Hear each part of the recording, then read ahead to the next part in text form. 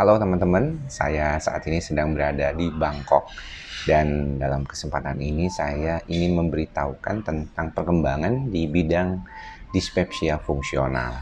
Jadi memang kemarin dan 2 hari ke depan saya akan mengikuti Kongres Functional Neurogastroenterology and Motility. Jadi ini suatu pertemuan khusus para ahli di bidang gastroenterologi. Mereka berkomunikasi satu sama lain dan memberikan kuliah terkait dengan perkembangan di bidang functional dyspepsia. Jadi functional gastroenterology yang paling sering disebut dalam praktek klinis adalah functional dyspepsia atau dyspepsia fungsional. Jadi dyspepsia fungsional ini lebih banyak kaitannya dengan penyakit-penyakit lambung yang mempunyai, kalau kita bilang itu, keluhan yang paling sering dialaminya tuh kembung, nyeri, dan rasa tidak nyaman setelah makan. Jadi postprandial distress, epigastric pain, nyeri di epigastrium, di ulu hati, dan kembung. Dan ini paling banyak nih dialami oleh teman-teman yang mengalami gejala-gejala campuran dengan gangguan cemas. Jadi sebenarnya kalau kita lihat gejala seperti heartburn atau nyeri panas di daerah dada pun itu seringkali juga bukannya GERD tapi dispepsia fungsional. Jadi kemarin saya sempat mengikuti berbagai macam kuliah dan juga diskusi terkait dengan masalah ini.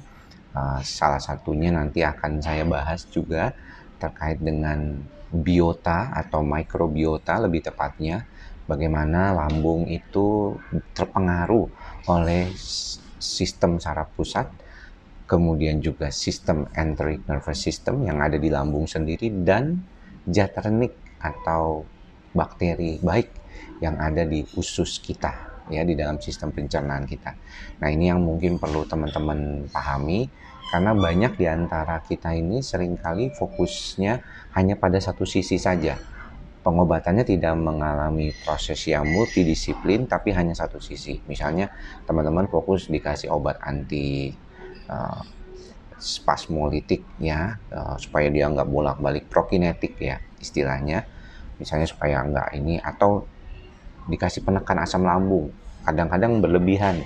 Kemarin sempat dibahas juga tentang penggunaan PPI yang berlebihan, ya, sampai bertahun-tahun, bahkan ada penelitiannya dokternya mengatakan sampai 11 tahun dia menggunakan PPI, ya.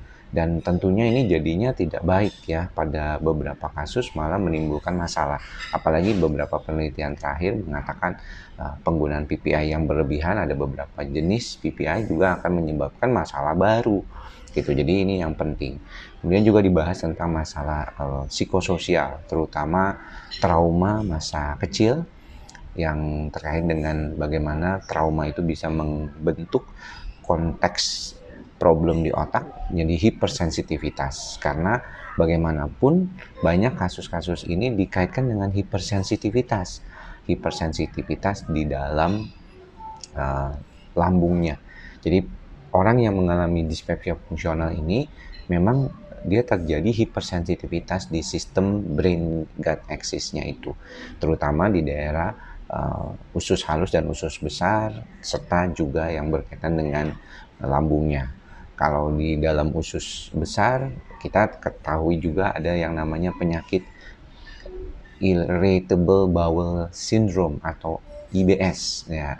IBS ini juga kemarin dibahas nih, ya, secara lengkap, dan mungkin nanti akan sedikit-sedikit saya bantu dulu untuk bikin slide-nya yang lebih pas untuk kita berikan dalam bentuk kuliah nantinya.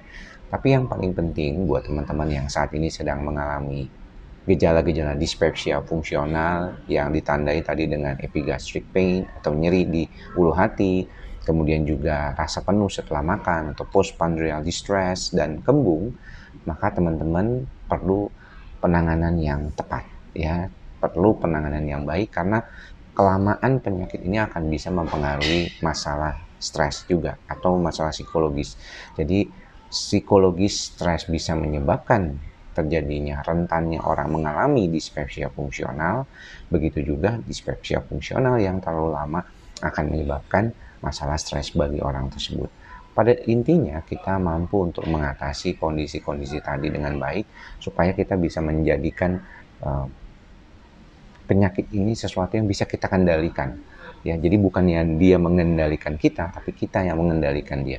Pengobatan yang tepat, yang mempunyai kemampuan untuk mengatasi gejalanya dan juga dampak-dampak terkait, termasuk juga makanan, ini penting. Nanti kita akan bahas karena hari ini baru tanggal 7 November kita akan bahas tentang makanan dan mikrobiota.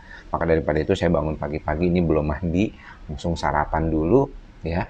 Kemudian nanti segera mengikuti karena kuliahnya cukup pagi di sekitaran jam 8. Mudah-mudahan bermanfaat apa yang saya sampaikan. Semoga semua makhluk berbahagia. Salam ikhlas, sabar, dan sadar. Salam sehat jiwa. Bye-bye.